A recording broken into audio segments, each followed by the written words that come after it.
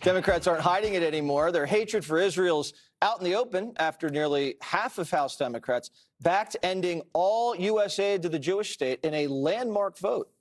But one commie is taking it a step further, saying it's no biggie if you're a Nazi, as long as you vote the right way. I don't really care if, say, like Bernie Sanders or AOC go home and they're a secret Nazi, but they go out and they vote for the right things. Like, we're talking about politicians as... But why would it matter if they're public officials and they're doing the right thing in public? I'm not here to say that they're like, the greatest person on the planet. This is about a representation of the values of a party platform. But not every Democrat is on the anti-Semitism bandwagon. Pennsylvania Senator John Fetterman, who I believe is on Kaylee's show this weekend, is drawing a red line on Israel.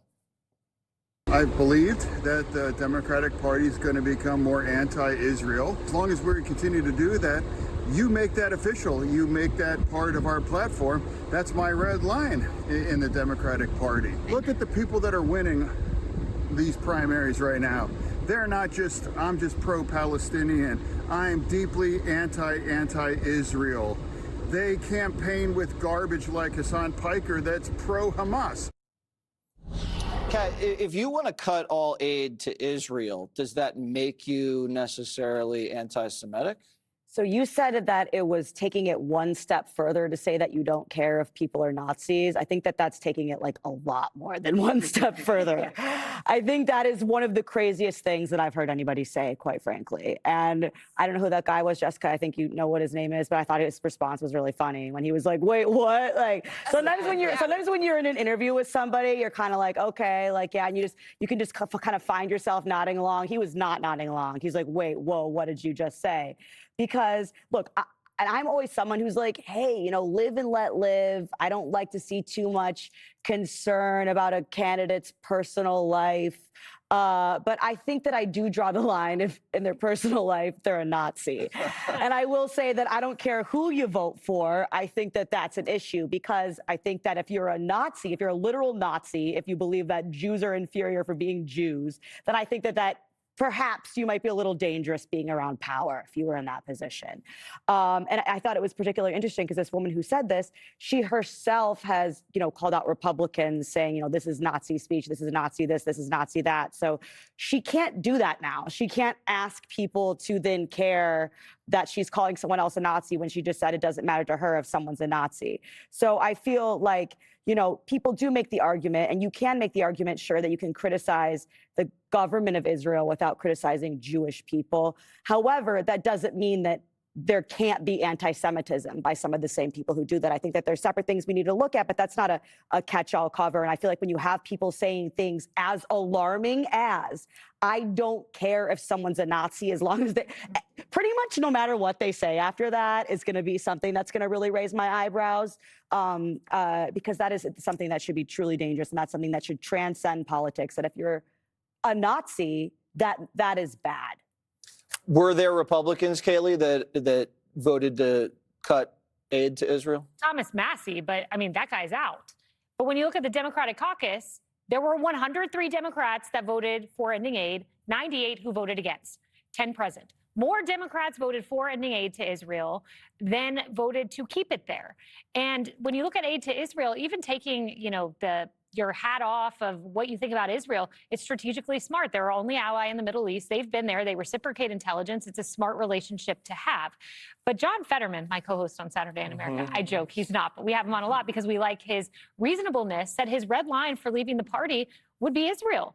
Well, there's going to be pressure on Democrats if they win the House to come up with a cohesive position.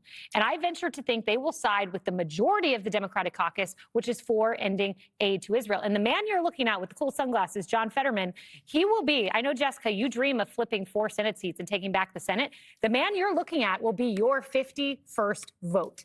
You lose him, you lose your hopes and dreams of the Senate. And you're about to lose the man you're looking at.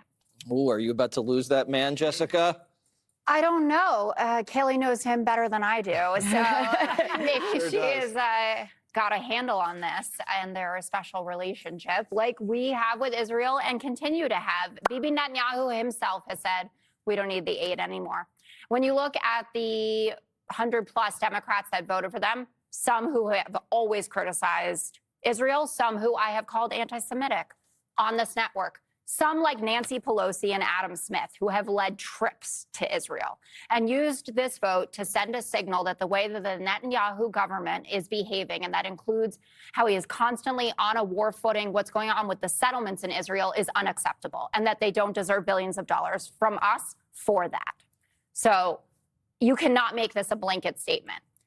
On the Nazi front, I care if you have a Nazi tattoo. I care when Graham Plattner had one. I don't think we should throw that around. Estad Herndon, I always mess it up, had a great reaction. But there is some, I guess, potential Nazi tattoo or Nazi issues brewing on the right. I don't know if you saw this new report about Mike Collins, the congressman who's running for Senate against John Ossoff, who's lapping him. I think he has like $42 million in his war chest as well. But his son-in-law is a white nationalist. Is his son-in-law the candidate? No, that's not even a blood relative. Well, I'm saying that if you want to get out, well, this guy's in his campaign paraphernalia. He lives in a house that Mike Collins owns. He has said things like, nothing wrong with white nationalism. Jewish Bolsheviks killed millions of Christians before World War II. And all Mike Collins can summon is, I'm a strong supporter of Israel. I don't know if he wasn't aware of the fact that this guy who's posted Jessica, about you the have Patriot Chevalier. Front. That is ridiculous. I'm sorry to ignore Really? the anti-Semitism problem is on your side. Chevalier is the candidate, and Mike Collins is a separate. I call it out every time. I'm saying that if you don't think this is going to be a factor in a high-profile We're going Senate after race, in-laws now. All right, in-laws are in fair game. Someone has probably every tattoo except a Nazi tattoo. Is that right? Yeah. If I have a Nazi tattoo, I'm in the Graham Plattner You didn't role know? of didn't know it.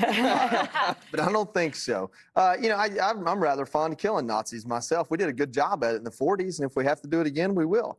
I have no problem with that. They're the enemy of our state. At the end of the day, there is a fine, well, no, there's a big gap. There's a gulf between being anti-Semitic and skeptical of spending money from our country towards any other country. That's okay. You should ask questions. I ask questions about our war policy, and the guy in charge of the War Department is someone I used to sit beside and consider a friend.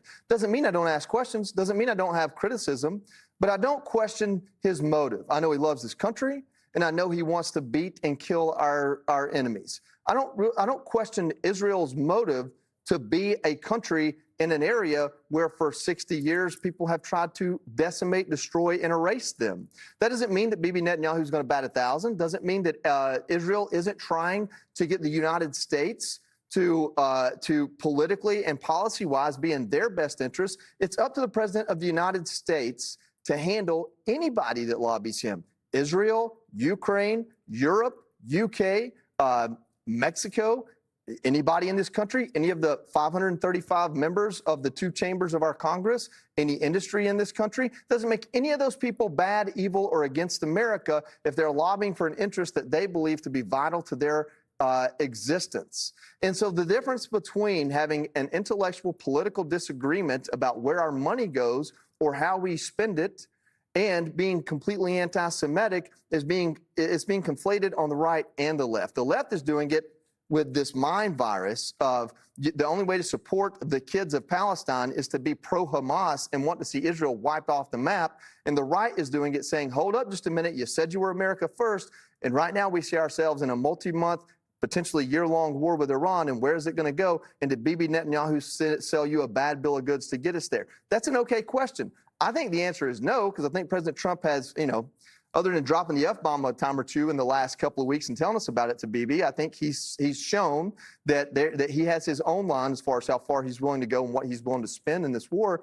But if you're Bibi Netanyahu, of course you want to see the most powerful country in the world take out your biggest enemy when they're their enemy too. So this idea that it's some sort of manipulation, I think, is what comes from the 4chan chats and the conspiracies. The left and the right are dealing with it in very different ways. The left is dealing with it by rolling it into this DSA that's equally anti-American as it is anything, because it's truly communism, and it looks at us as some colonial oppressor, and they're rolling it into that and saying the Jews are complacent in that or complicit in that. And the right is saying, hold up just a minute, we want it to be America first. So that gulf is just as wide between the left and the right when it comes to Israel as anti-Semitism and being skeptical of every decision your government makes. And that's the problem here is they're easy to conflate, but they're completely different things. As far as John Ossoff and Mike Collins goes, I'll look at Mike Collins' record and John Ossoff's record. When he can't vote for a bill that honors Laken Riley, he can get voted out of Congress for Mike Collins all day and twice I a think he week. did vote for Bingo.